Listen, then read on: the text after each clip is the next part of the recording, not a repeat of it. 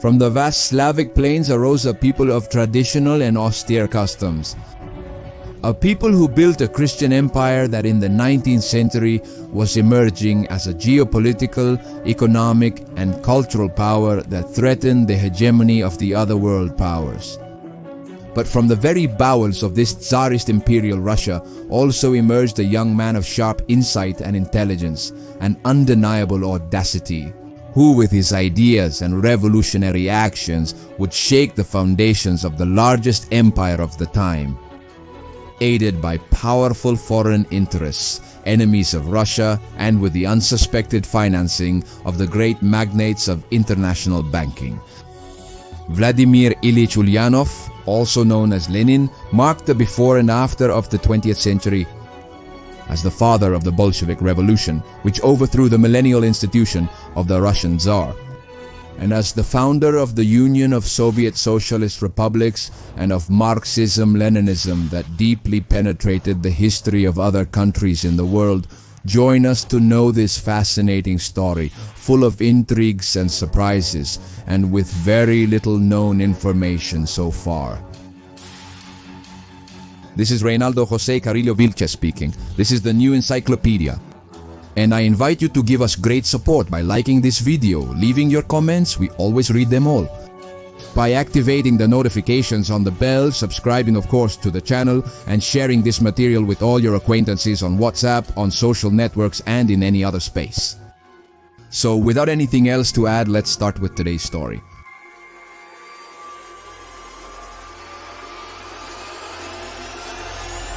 Vladimir Ilyich Ulyanov was born on April 22, 1870, into a well-educated and prosperous family in Simbirsk.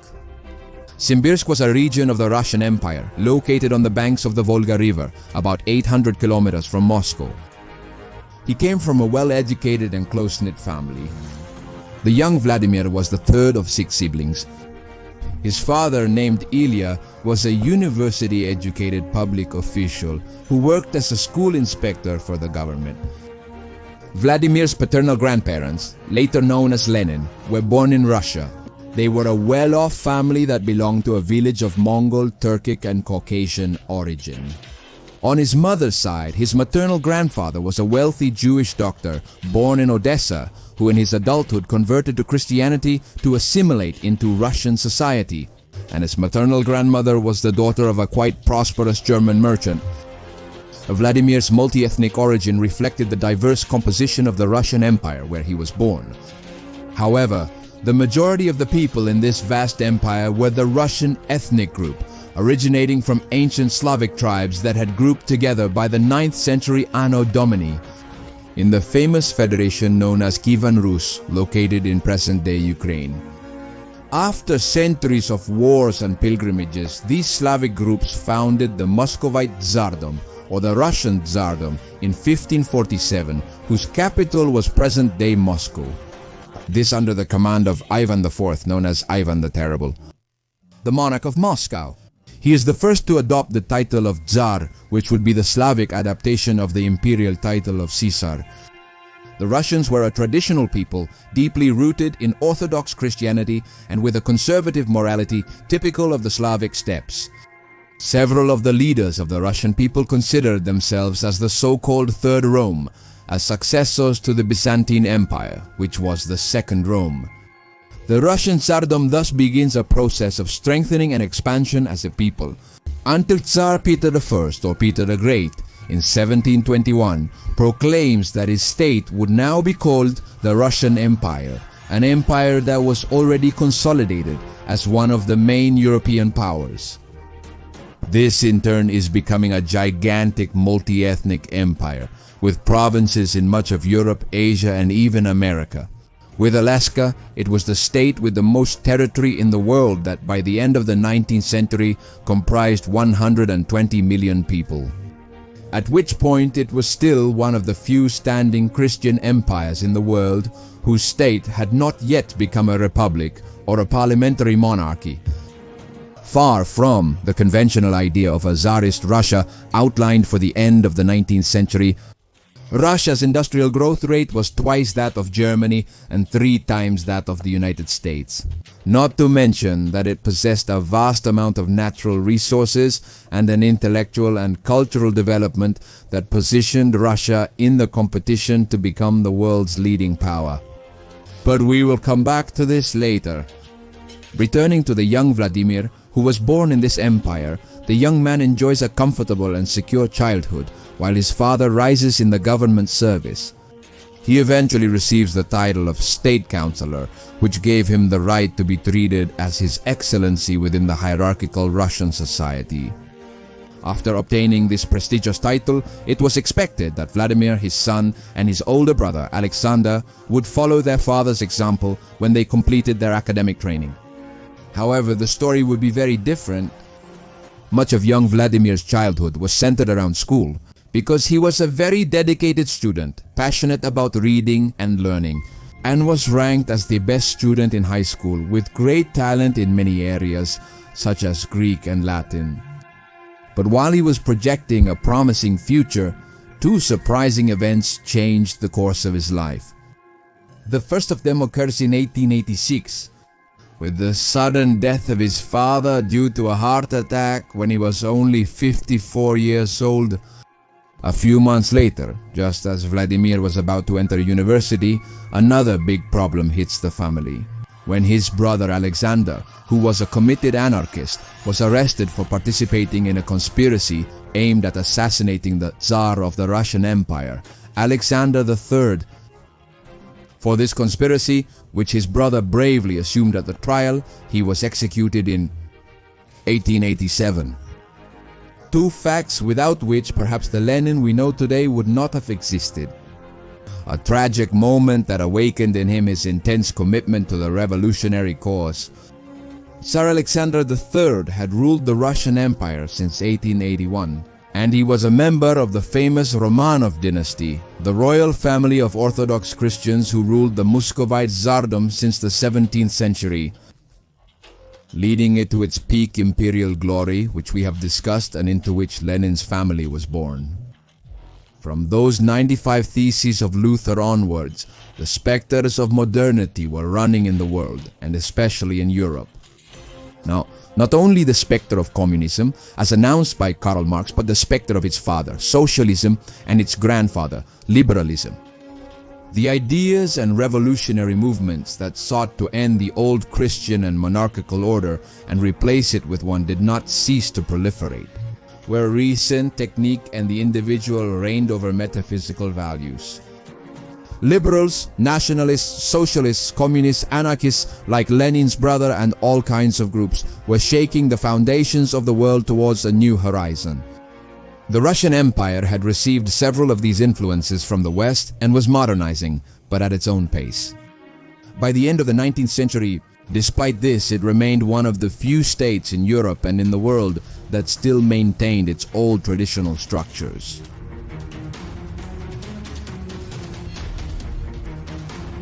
Following the execution of his brother, Vladimir's family comes under the scrutiny of the Tsar's secret police. And while this did not prevent Vladimir from enrolling in the law school at Kazan University, even so, the young Lenin begins to engage in political activism in revolutionary groups, and his stay is eventually cut short. After being expelled from the university for participating in a student demonstration after the expulsion, he spends the following years continuing his academic activities in St. Petersburg as an external student. However, during this period, the young Vladimir turns to reading revolutionary novels and philosophers like the German Jew Karl Marx, whose critical analysis of history and capitalism would have a significant impact on young Vladimir's thinking. At the age of 18, he openly declares himself a Marxist, and 2 years later he obtains a law degree. In the year 1891, he begins to practice law, after settling in the city of Samara, where he serves many clients, especially Russian peasants. However, he complained that he could not find anyone in the city interested in his Marxist ideas and in political discussion.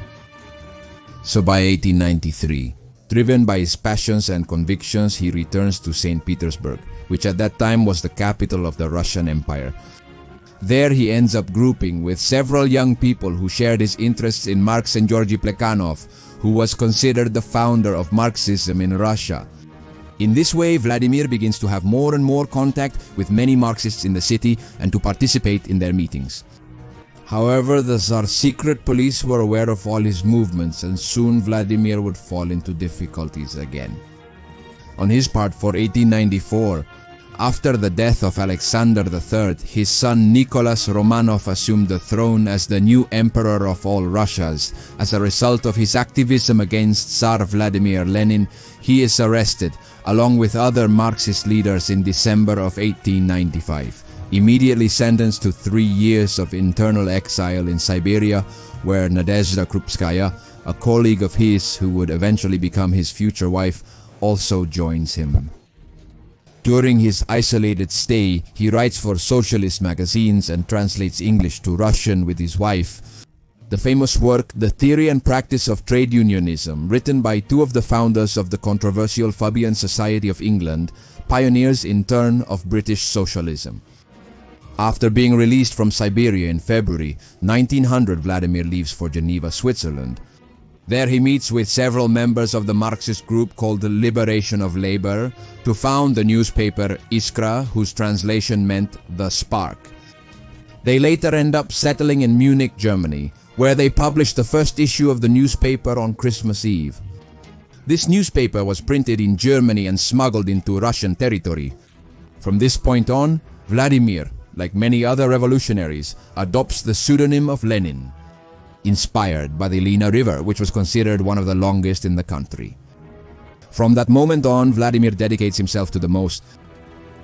From that moment, Lenin dedicates most of his time to writing articles for Iskra, becoming its main writer and perhaps the one with the greatest intellect. He comes to write more than any other contributor to the newspaper. In the first 2 years, he writes a total of 32 articles and serves as a fundraiser. Regarding Lenin's personality, it can be said that throughout his life, he always maintained a cautious curiosity about everything around him. Driven by his great intelligence and keen memory, he was an avid reader and passionate debater, possessing great oratory skills that would undoubtedly serve him later on. Among his main hobbies were home, riding a bicycle, playing chess, and listening to classical music. However, Lenin's brother Dmitry Ulyanov suffered from dramatic mood swings, being able to go from the extreme electrifying ecstasy of his speeches to the purest indifference and antipathy once back to reality. In a short time, the newspaper Iskra had officially become the newspaper of the so-called Russian Social Democratic Labor Party, a party that would forever mark the history of that country. At the time, that party had already become the main socialist party in Russia. Founded in 1898, this party sought to unite the Russian Marxist groups in their various forms to overthrow the monarchy and take power. In addition to being hardened Marxists, a striking aspect of the Social Democratic Labor Party is that it was composed of a large proportion of Jews. As Theodor Herzl, one of the founders of Zionism worldwide, pointed out during his visit to Russia when he met with the Tsar's finance minister named Count Witte, he himself notes that more than 50% of the leaders and members of the revolutionary movements belonged to this Hebrew religion. Another aspect that has been a topic of debate is the very established idea that for these years, at the beginning of the 20th century, the Russian Empire was an extremely backward nation with a population almost enslaved compared to the rest of the world. The reality, however, is that the living conditions of the peasants and the Russian working and middle class were not different, and sometimes they were better than the rest of the democratic European capitals, where at that time workers also crowded together. In the cities and in the countryside also all kinds of sacrifices were made. What is true is that during the reign of Nicholas II, the average monetary income of the Russians tripled, reaching a level of industrialization superior to the rest of Europe. Agriculture was expanding, and the amount of hectares owned by peasants or small farmers was doubling. In turn, during that period, more than 10,000 schools were opened each year. Russia had the highest number of women with university degrees, and labor rights and workers' union rights were substantially expanding. In turn, there was a vigorous artistic and cultural life in that Tsarist Russian Empire, in the metropolis. In turn, numerous large-scale public health plans were developed. And Russia was the country with the greatest expansion of Christianity by then. In the early 1900s, the Russian Empire posed the greatest threat to the industrial, financial, and geopolitical dominance of the United States, Great Britain, and Germany. Wasn't Russia free of all kinds of problems just like its European peers? And while the Russian Empire maintained an important relationship with international banking, it was a distant relationship in which the Russian market remained the largest market, not exploited in the world, nor fully co-opted by international capital based in Great Britain or the United States.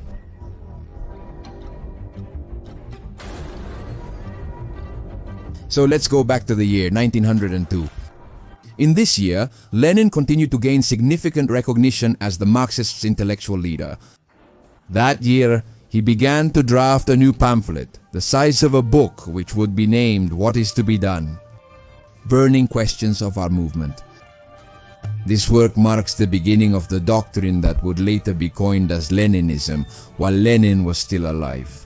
And that would be of enormous influence to this day in the doing of politics all over the planet. In this work, Lenin is dedicated to making concrete proposals about the organization and strategy that the Revolutionary Party must follow to take power. Leninism would be the interpretation of Marxist ideas, adapted in a practical way to the historical time of Tsarist Russia and early century Europe.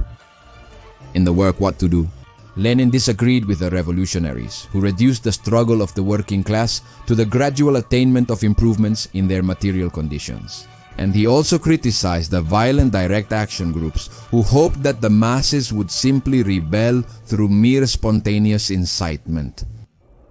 Lenin argued that beyond the working classes, Marxists should form a vanguard of revolutionaries organized into a party. A centralized party that should concentrate the different Marxist movements and that should be led by revolutionaries of almost exclusive dedication. This party, or vanguard, had to carry out a long and patient work for the dissemination of communist ideas on all fronts and for the directed, not spontaneous organization of the workers. In the case of a predominantly agricultural Russia, according to Lenin, it would be the proletariat of the cities who had to push the peasantry towards the revolution. The newspaper, Iskra, gained so much popularity from Lenin's work, What is to be Done, that both he and his other editors decide to move their base of operations to England for fear of being arrested. In Germany, in July and August of 1903, an event of great importance in this story is celebrated, which was the Second Congress of the Social Democratic Workers' Party, first in London and then in Brussels. This Congress united 26 revolutionary organizations to finally unify them all. By that time, Lenin, through his writings and the contacts he had been making, was already a prominent figure in the movement. The importance of this Congress lies in that it ended up consolidating an old division between the two groups, which would be called Mensheviks and Bolsheviks. At this Congress, the more social democratic wing promoted an organization with a broad worker and union base, and a thesis that it promoted: first a bourgeois revolution, until then, finally, the capitalist conditions were given to make a proletarian revolution. Lenin disagreed, on the one hand, that above a mass movement, an intellectual vanguard should be forged that would hierarchically direct the revolution. But he also opposed, in turn, the idea of orthodox Marxism that, to make the revolution first, the country had to reach a high capitalist development. For Lenin, the capitalist powers would rather be the main factor of exploitation of the masses. It was not these powers, but semi-industrialized countries like Russia, from where a proletarian revolution would be born, which should also expand to the rest of the world. There were many other discrepancies between both groups, but essentially it was the dictatorship of the proletariat of the Bolsheviks against the gradual path to socialism of the Mensheviks. The members of the Congress voted between Yuli Martov's political program and Lenin's political program, and the result was the defeat of Lenin's program. However, very shortly after, when the party's steering committee is elected, the balance of power changes. in favor of the Bolsheviks. And from this comes the name that was coined for the Mensheviks, which means those of the minority, and the Bolsheviks would mean those of the majority. This would be a struggle that would continue in the coming years. These disputes also ended up affecting the board of directors of the Iskra newspaper, where Lenin was now in the minority. In addition to his outstanding intelligence and training, Lenin was a natural leader, not willing to be under the command of anyone else. So after these events, Lenin leaves the Iskra newspaper. In December of that same year, 1903, he moves to Geneva with his wife Krupskaya. Due to new differences and struggles, Lenin eventually also resigns from the Central Committee of the party, paving the way for its possible division. By December of that year, he embarks on a discreet lecture tour that takes him directly to Paris and then back to Switzerland, simultaneously founding a new magazine called By Period, which in its tradition meant Forward. However, beyond these internal disputes, in a very short time, all eyes would focus within the Russian Empire, as turbulent events were about to take an unexpected turn.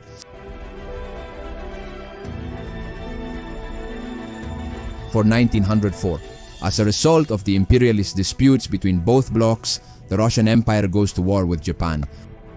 After a series of heavy defeats suffered at the hands of the Japanese, the economic situation in Russia becomes greatly complicated for the entire society. One of the main reasons for the Japanese victories against the Russians was the strong funding that Japan received in the war from prominent Wall Street bankers, also linked to old banking families of Europe, such as the case of the American Jewish billionaire Jacob Schiff, who along with other members of the American Jewish community. Not only did they provide significant financial support to Japan, but they publicly expressed their support for the enemies of Tsarist and monarchist Russia. As paradoxical as it may seem, this banker and others will have a significant impact on the future communist revolution in Russia, as we will see later. In the midst of the serious war situation, protests from workers and various members of Russian society begin to emerge. One of these demonstrations heads to the Winter Palace, but is crushed by the Tsarist troops, leaving hundreds dead and injured. All these events unleash what has been called the Russian Revolution of 1905. Hundreds of protests, strikes, riots, and military mutinies with very diverse groups, but all against the Tsar's regime. By November 1905, Lenin returns to the Russian Empire for the first time in 5 years with the aim of taking command of the Bolsheviks. During this revolution in St. Petersburg, but as a result of these protests, the Tsar instead commits to granting new civil liberties, making peace with Japan, and creating the Imperial Duma, which would be like a lower house of the Russian parliament, elected by universal suffrage.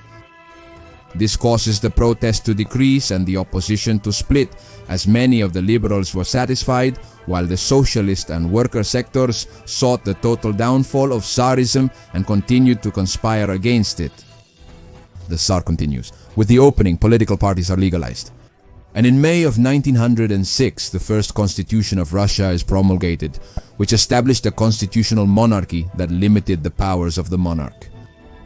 A fundamental fact of this 1905 revolution was the creation of the first workers' assemblies of Russia, also known as the Soviets.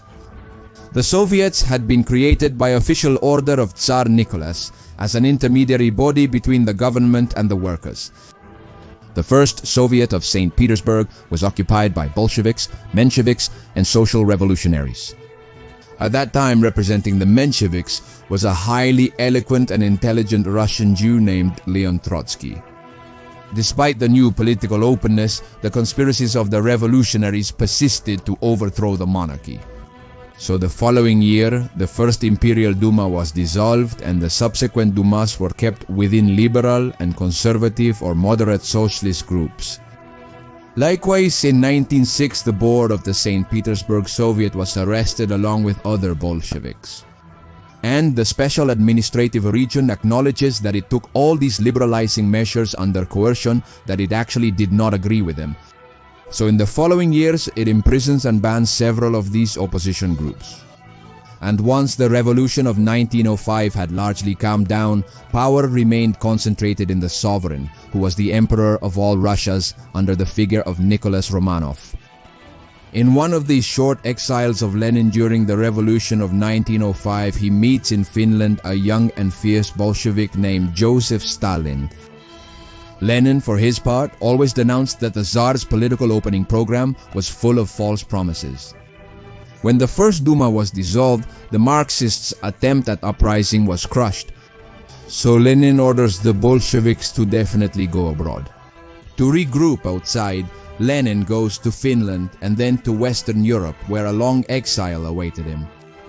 Lenin becomes somewhat pessimistic after the failure of this revolution, but maintains his persistence. He settles in Switzerland and keeps track of socialist movements around the world. In early 1911, Lenin manages to establish, with the help of Ines Armand, a French revolutionary married to a millionaire from the Russian industry, a school on the outskirts of Paris where he gives lectures to students about Marxism and revolutionary tactics. Also counting on the support of his wife Krupskaya. In the fall of that same year, he goes on a couple of lecture tours until the beginning of 1912. He finally formalizes his break with the Mensheviks at a party conference held in Prague. From that moment on, the Bolsheviks operated as an independent organization with its own party apparatus, including a central committee, and a new newspaper that on this occasion is named Pravda, which in its translation meant the truth. Later on, this would become the official newspaper of the Soviet Union. Russian Marxism was thus divided into two openly opposing factions. As the leader of the party, Lenin chose Stalin as one of the members who would make up the Central Committee. For their part, the Bolsheviks held the first meeting of the Central Committee in Krakovia, Poland, in November of 1913. Stalin is arrested upon returning to the Russian Empire while trying to incite the population, and ends up being exiled to Siberia, not to return to the west of the country until a few years later.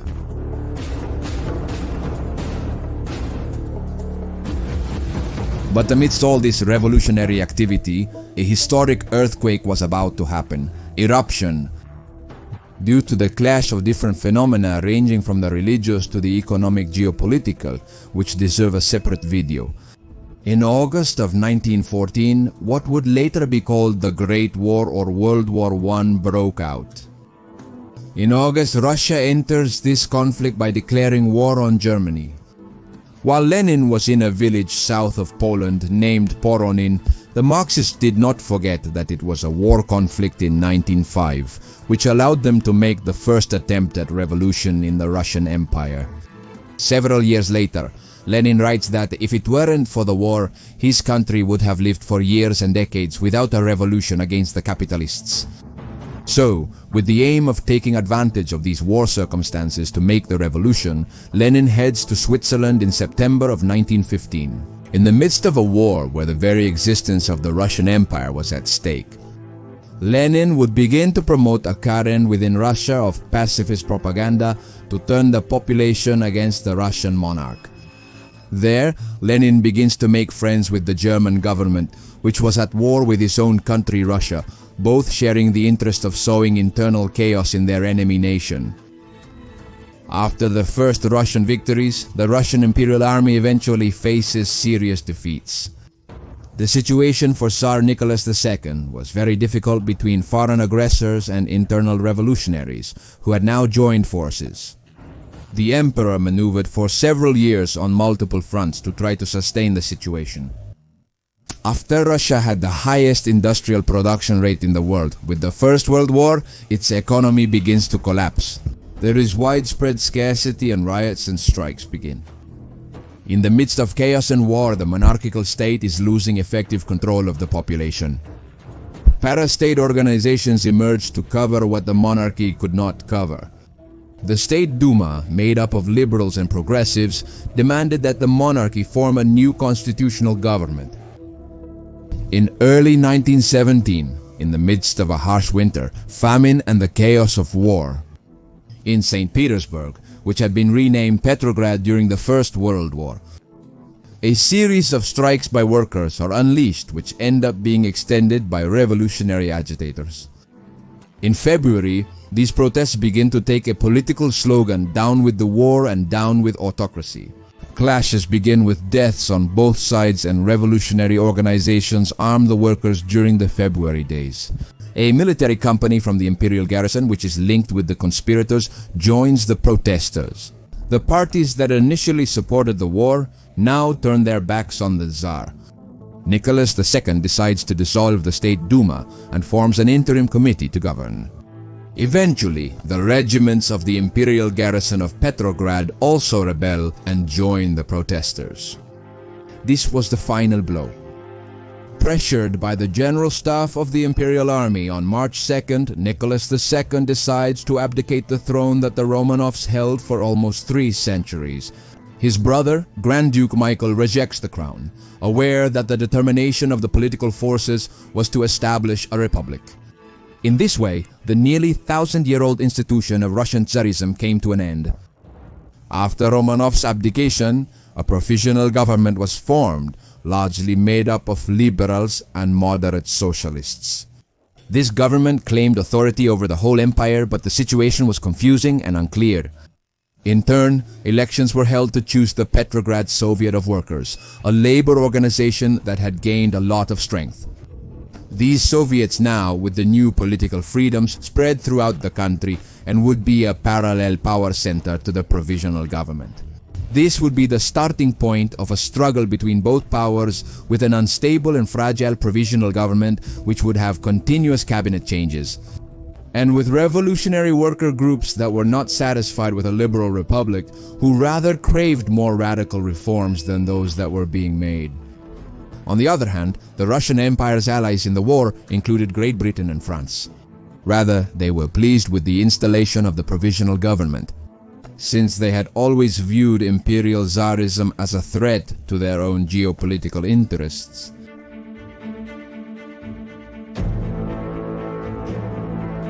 While all this revolution was happening, Lenin was trapped in Switzerland, in a conflict zone that prevented his movement. The Bolsheviks in Petrograd were scattered. Stalin, on the other hand, was one of their main leaders, as one of the directors of the Pravda newspaper.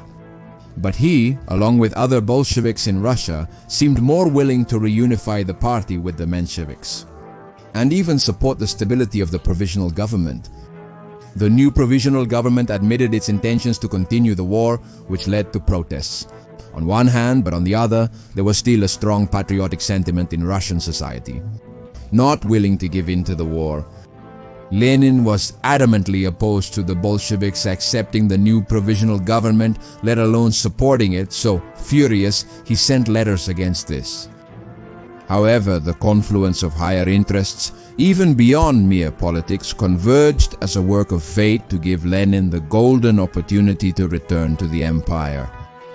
What is surprising to many, although it is very well documented, is that Vladimir Lenin and the Bolshevik Revolution received substantial financial support from major magnates of international banking, without which the revolution probably could not have been carried out, just as they received support from the German government and the British government. The return of Lenin to Russia, along with several exiled Bolshevik officials, was organized by the German government, which was at war with Russia. In turn, before leaving, Lenin was granted substantial funds from the Jewish-German billionaire banker Max Barber, head of the German branch of the Barber banking dynasty. And he also receives funds from the Swedish-Jewish banker Olof Aschberg, who in turn worked for the Guaranty Trust Company of the United States, which was part of the financial conglomerate of the monopolistic American Morgan family. While this was happening, in turn, William Boyce Thompson, who was a representative of Chase Bank from the other monopolistic American Rockefeller family and who was a director of the Federal Reserve of New York, gives the Bolsheviks $1 million for agitation purposes. This alliance of the international big bank and the Bolsheviks are data of a phenomenon that deserves another video. But another fundamental example of this is that while Lenin manages to leave on the famous sealed train to Russia, Leon Trotsky, who was exiled in New York during the revolution, was also assisted by prominent bankers and foreign intelligence agents. To manage to get him back to Russia, Sir William Wiseman, head of British intelligence in New York, along with the American International Corporation, which was a consortium of John Pierpont Morgan's firm and the Rockefellers, as well as the previously mentioned Jack O'Shift, who had financed Japan against Russia in 1905. They substantially helped Trotsky, not only financially with millions of dollars, but also diplomatically, so that he could get from New York to Russia without any problems. So, on April 16, 1917, Lenin arrives in Petrograd after 10 years in exile. He arrives with quite a conviction and quite a bit of money in his pockets, ready to take the reins of the Russian Revolution. For his arrival, a large reception is organized by a crowd of supporters. The next day, Lenin publishes his April thesis, in which he proclaimed the need to overthrow the provisional government to consolidate the proletarian revolution, stop the war, confiscate and distribute the lands, and hand over the factories to worker control. The situation in Russia was tumultuous and unstable. On one hand, there were failed revolts of soldiers and sailors in the garrisons around Petrograd, which would later be known as the July Days.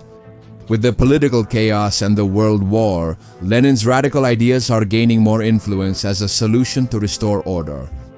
In turn, under Bolshevik leadership, the Soviets begin to actively oppose the provisional liberal government. The Bolsheviks, although they were a minority and in June were still seen as a small group of demagogues. They were forming into platoons, training their members in armed combat and hiring armed bands to form a shock force ready to take power at the right time. After the provisional government quelled the military uprising of the July Days, it turns against the Bolsheviks, and Prime Minister Kerensky orders the arrest of the main figures of the party. So Lenin had to go underground again.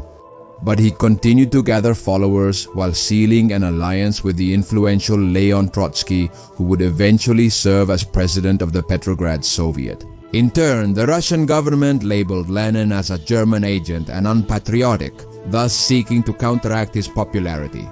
But anarchy was taking over all spectrums of the government. There was a duality of powers throughout Russia between the Soviets and the provisional government. Russia's continuous defeats in the World War caused the Russian army to start disintegrating. And even some elements of the army joined the Soviets to demand that they take power and end the war. In those months, there were also pro-monarchist uprisings seeking to restore Tsarism or establish a new military dictatorship against the Soviets. But they were suppressed between the army and the workers' movements, which were armed and prepared to fight the counter-revolution. The fear of a counter-revolution by the old aristocracy radicalized the socialist movements, which began to look more favorably on the radical ideas of the Bolsheviks, as well as the slogan of all power. For the Soviets, the Bolsheviks were already a majority in the Petrograd and Moscow Soviets. In the agricultural field, in turn, there are peasant revolts and many peasant groups begin to take the lands of their landlords. Without waiting for the long-awaited agrarian reform that the government had promised, but that never came. The failure of the last offensives of the Russian army in the World War, plus the desire of many peasant soldiers to join the new land distribution. This causes the trenches to slowly empty of Russian soldiers.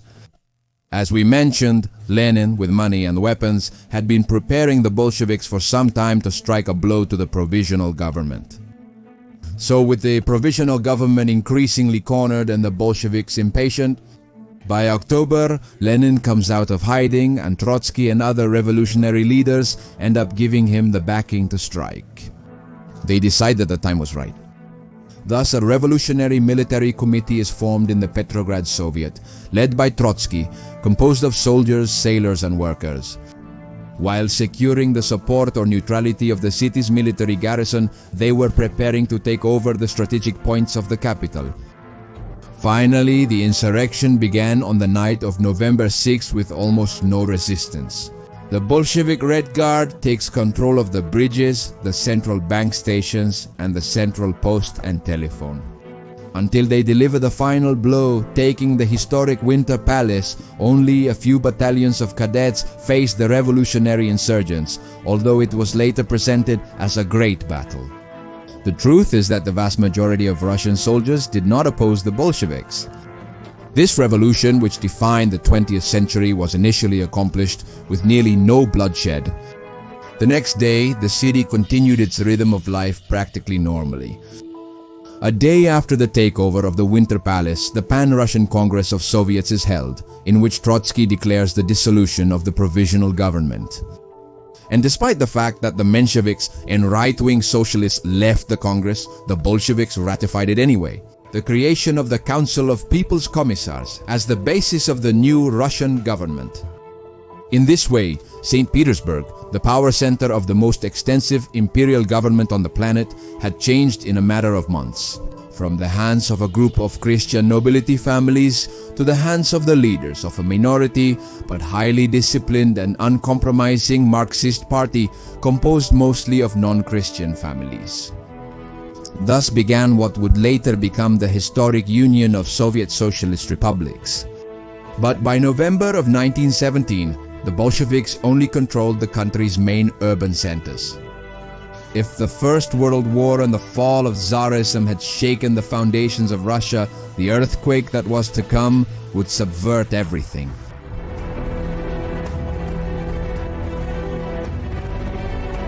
When the Bolsheviks' control of Petrograd was consummated in November of 1917, Vladimir Lenin was the main face of such a historic event. But the 47-year-old lawyer knew that he had in front of him an immensity of empire that still needed to be conquered, to guarantee the power and consolidation of his government. On the other hand, the Red Guard, which had been the armed wing of the Bolsheviks during the revolution, is being established in the main urban centers of the country as a true government army. But on the other hand, in different parts of the Russian territory, especially in rural areas, the so-called white forces begin to group together. That is, those supporters of Tsarism who sought to restore the monarchy or who, at least, were fervently opposed to the Bolsheviks.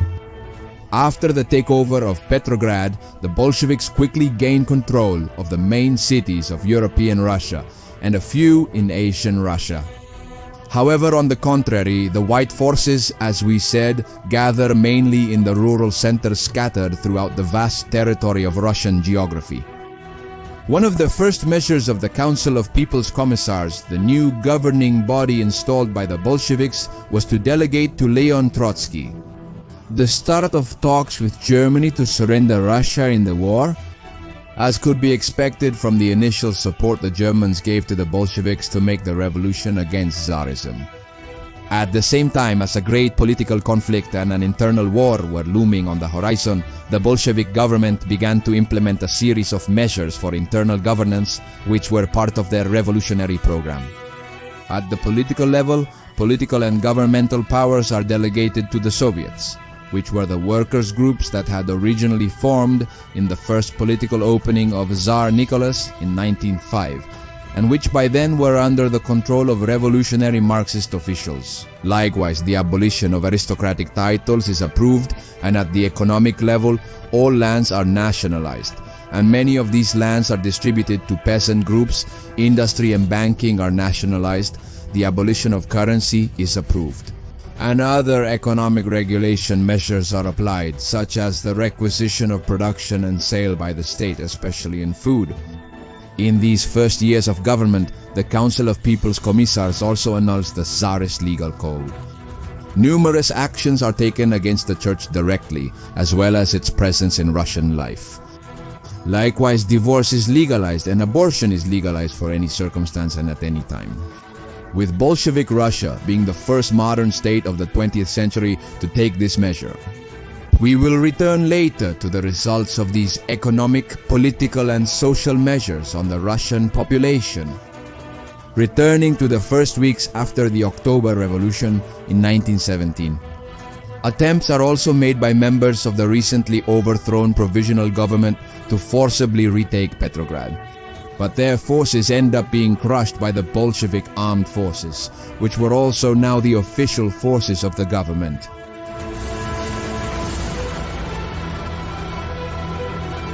In parallel, the Council of People's Commissars calls for elections to form a constituent assembly. In Russia, this was one of the main banners of the revolutionary and republican groups in general. So, from the 25th to the 27th of November of the same year, 1917, elections are held throughout the country. But it is not the Bolsheviks or the Mensheviks who win, but the majority of members of the Social Revolutionary Party, a particular party of socialist, social democratic base of the so-called Russian populism. Agrarians who self-proclaimed representatives of the Russian peasantry. Behind them, in second place, came Lenin's Bolsheviks, and in third place, the Mensheviks and other minority parties. However, this election, rather than reconciling the spirits of the forces born from the February Revolution, rather accelerated the violence and contradictions among them. The Bolsheviks, led by Lenin, saw their project as a threat, the majority of the Social Revolutionary Party in the Constituent Assembly. So, in this sense, the Bolsheviks, who continued to concentrate armed power, at least in Petrograd, as well as the main executive institutions, organize and cause agitation among the workers and soldiers, so that the power acquired in the October Revolution would not be handed over to the newly elected assembly.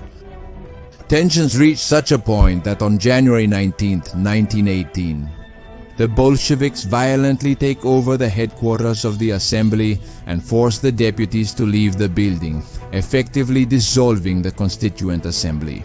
Just 12 hours after having convened for the first and only time, faced with this new scenario of dissolution of the assembly that the Bolsheviks themselves had convened, the majority of Russia's forces decide to turn against the Bolshevik government. Within the left, the social revolutionaries, the Mensheviks, small moderate groups, and even anarchists, many of whom had been excluded from the Soviets. They will openly oppose the government with sabotage, strikes, demonstrations, and other actions of this kind that will be the order of the day in Bolshevik cities like Moscow and Yaroslavl during the year 1918. However, the Bolshevik government will respond with violent repression through the Cheka created in December of 1917, very shortly after having taken power. It would be the first police, political, and military intelligence agency of the Soviets. Between 1918 and 1919, it would be dedicated to pursuing, imprisoning, or neutralizing thousands of rivals. In the context of the war that was unfolding, which we will talk about later, returning to the battlefields of World War I, the Germans maintain a relentless offensive against the Russian troops while negotiating surrender with the Bolshevik government. Until Lenin and Trotsky finally sign on March 3, 1918, the Treaty of Brest-Litovsk. This treaty ended the war for Russia in exchange for surrendering vast expanses of land to Germany. With this external peace consolidated, Russia's internal forces knew that the counter-revolution was about to erupt, and the anti-Bolsheviks were fully prepared to fight. In this regard, Lenin orders Trotsky to raise an army for the war. So, based on the already existing Red Guard, the already formed worker detachments will become more numerous, and they will finally form as the famous Red Army, which in its early stages was not close to exceeding 100,000 armed men. For its part, Germany suffers a major defeat on the Western Front of the World War, leading to its surrender and then to the humiliating Treaty of Versailles. This largely nullifies the Brest-Litovsk Treaty between Russia and Germany. But does it mean that the Allied powers, who until very recently were allied with Tsar Nicholas's Russia, also turn against the Bolshevik government? France and the United Kingdom declare an embargo on Russia and send troops to Russia to prevent Germany from winning on the Eastern Front. In a short time, to the same extent, Japan and the United States also intervene in the Russian Far East, and the Turks penetrate the Caucasus with this same area, witnessing several independence movements from the nations of Georgia, Armenia, and Azerbaijan, which were part of the Russian Empire. However, the straw that broke the camel's back was the regrouping of the Tsarists and the anti-Bolshevik forces with the support of the Allied intervention.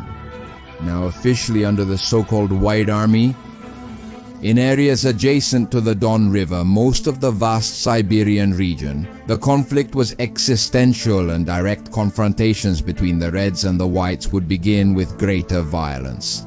That same year, 1918,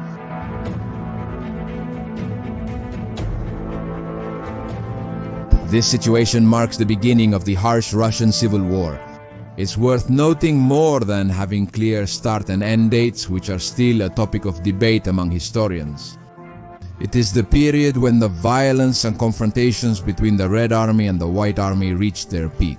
Across the entire Russian territory, the war unfolded differently across the breadth and length of the Russian regions. Although, since the Bolsheviks' own seizure of power in November of 1917, various skirmishes had already occurred, such as the battle for control of the city of Rostov between White forces and Red forces. It is from April and May of 1918 that the first major confrontations occur. Beyond comparisons between the number of soldiers and weapons of each army, what the Red Army did have was a clear and centralized command unit. While in the White Army, the military leaders could not agree, nor integrate their forces under a single flag, nor a single strategic plan.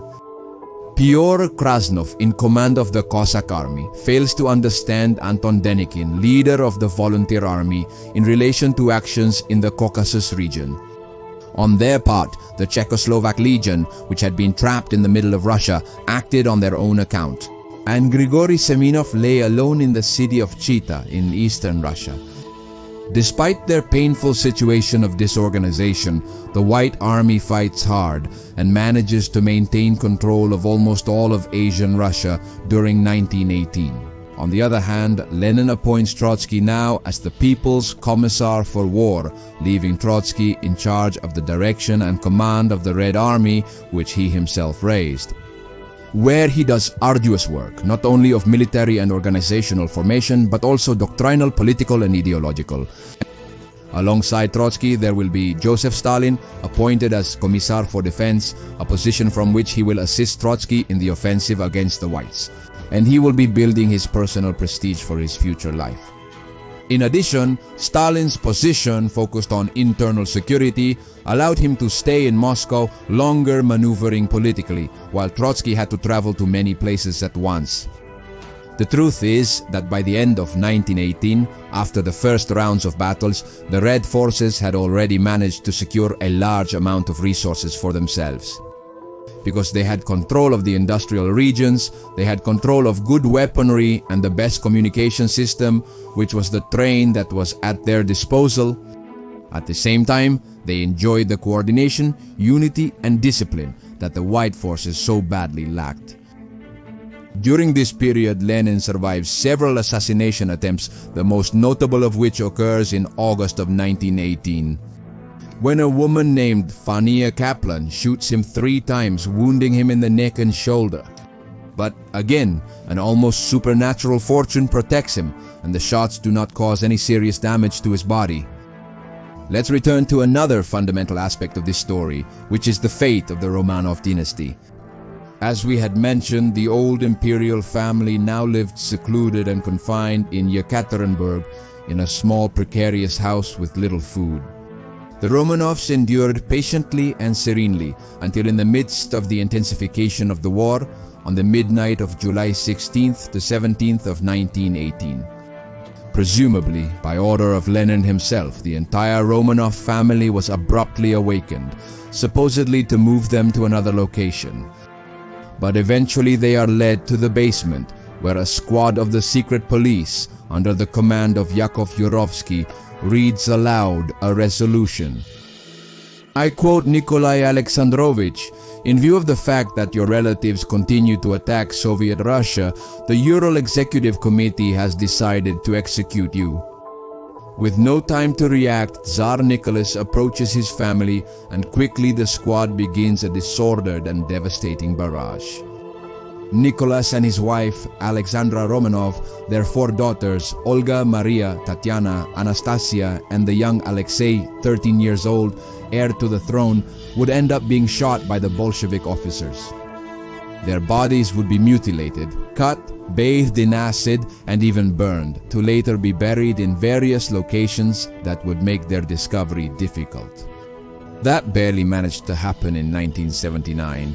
The Russian forensic scientist Nikolai Sokolov, officially in charge of reviewing the execution site in 1919, said he found Kabbalistic signs and strange ritual inscriptions at the site. After the execution of the Romanovs and the assassination attempts on Lenin, he launched an offensive with all the ferocity of internal repression in the Soviet cities. Beyond the war, making arrests and mass executions of any enemy of the Bolshevik cause, which would extend for the rest of the war, and numerous prisoner camps are opened. Such was the violence unleashed in these months that it was compared to the reign of terror of the famous Robespierre of the French Revolution, being called on this occasion as Lenin's Red Terror, which left an estimated toll of between 50,000 and 200,000 dead.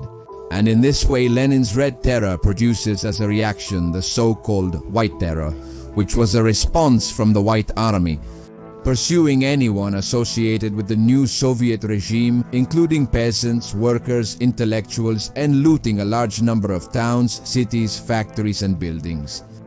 While Lenin oversaw the internal reorganization of all elements that could oppose the Bolshevik Party, focusing efforts largely on the middle class and the upper class. Leon Trotsky was focused on the battlefront, leading the troops in this complex Russian civil war. By April of 1919, the Allied troops present in Russia decide to leave the country and not intervene further in the civil war. For their part, the various white chiefs and military personnel scattered throughout Russia do not manage to conquer new territories, but rather struggle to maintain what they already have. So in July of that 1919, the Red forces advance to the east, and the ephemeral advances that the white generals make in Ukraine and in the Baltic countries, respectively, are frustrated by Trotsky. Both in October and November of 1919, from this moment, late 1919 onwards, for 2 years the whites will witness as their last strongholds were reduced to dust and ruins, until the conflicts will become less and less numerous and will finally cease between 1922 and 1923, although the war would extend, as we have said, until 1923. Taking into consideration the last foci of resistance, the major conflict in Russia would come to an end in November of 1920, when the forces of the Red Army defeated the White movement in Crimea, ensuring the evacuation of the survivors through the Black Sea to Turkey. In this way, the Bolshevik communists definitively seized power in the recently dissolved Tsarist Empire, leaving the Russian Civil War. A total of approximately 7 million human beings, dead directly or indirectly due to the military conflict.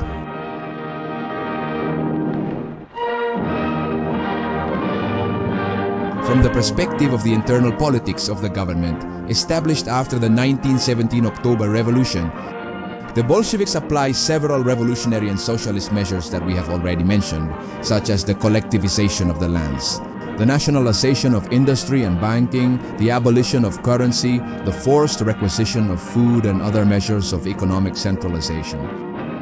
These economic reforms, coupled with the ongoing civil war, resulted in an increase in famine in Russia, in the collapse of production and agriculture, and in popular discontent.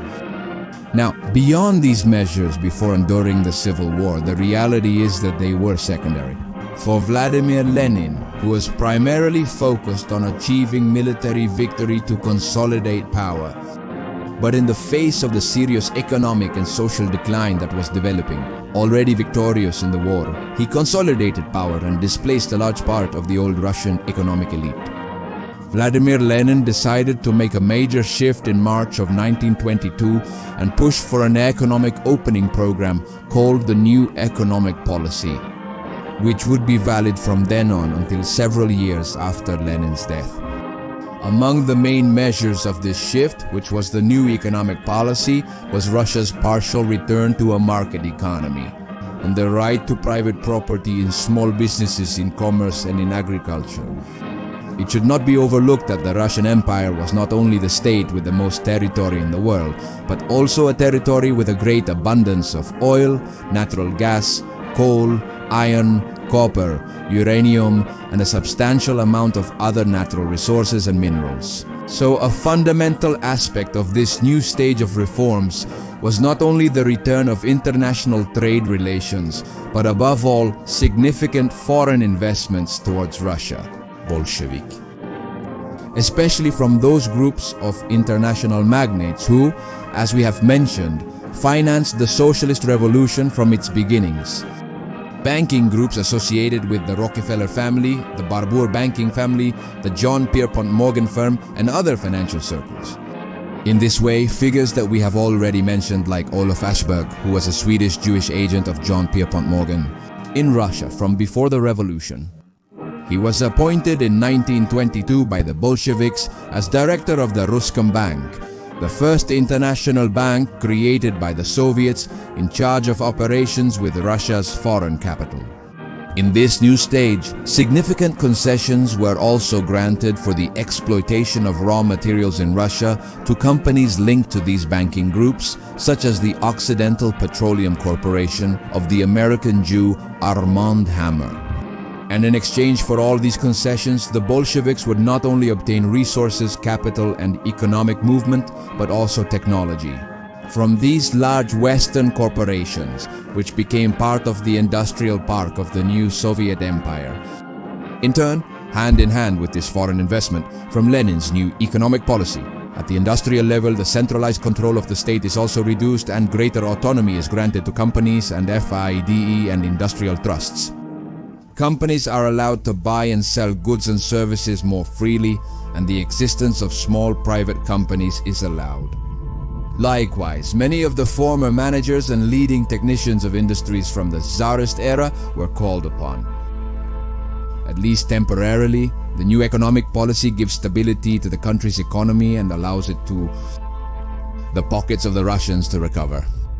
This program was not exempt from those who criticized it as a departure from the socialist program, to which Lenin argued that it was a temporary strategy to give the Russian people a breather, returning to Lenin.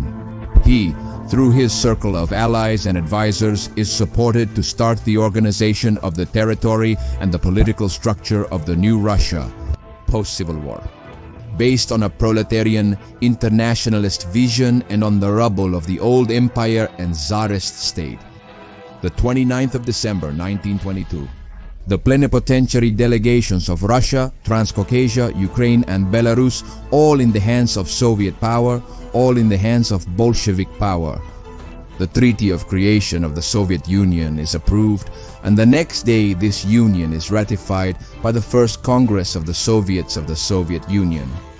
It was thus intended that its organization would be made up of the Federation of Independent Nationalities, to which other Soviet republics would be integrated. As the revolution managed to expand throughout the world, through the work of Lenin and behind him and many more political actors, the Union of Soviet Socialist Republics had been created. The culmination of the revolution started 5 years ago.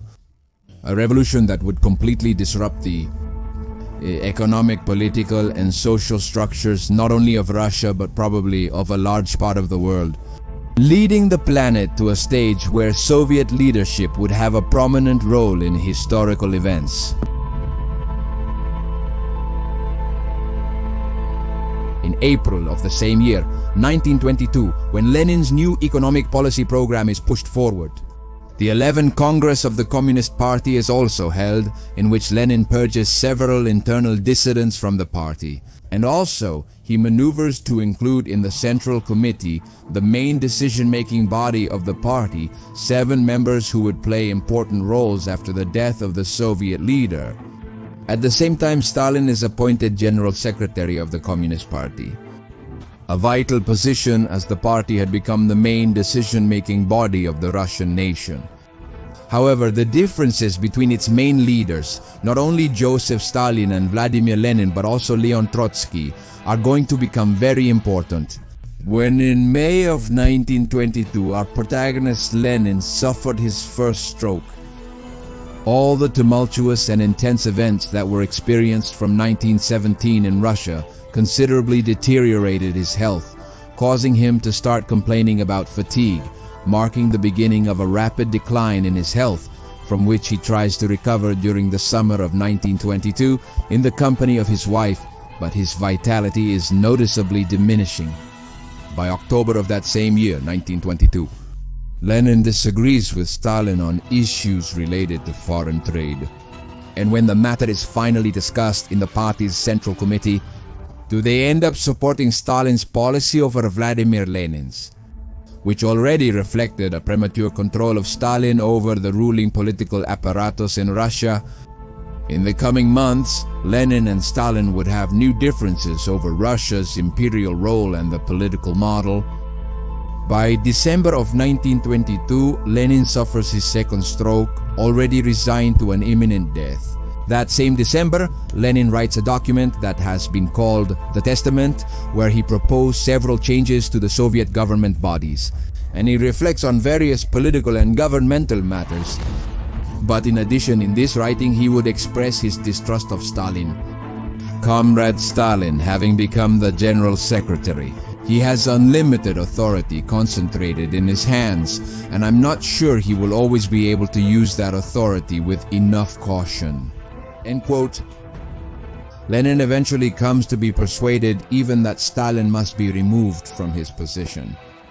He begins to maneuver with his allies and even seeks out Trotsky to maneuver against Stalin. But the truth is that Lenin was no longer the same. Since his first stroke, his abilities were in sharp decline. The tension between the leaders at that time reached the point where Stalin insulted Lenin's wife, Nadezhda Krupskaya, for allowing her husband to write letters in a critical health state. However, Lenin would not learn of this incident until March of 1923, to which he writes to Stalin, open quotes, "I ask you to consider whether you are prepared to withdraw what you said and apologize, or if you prefer that relations between us be broken."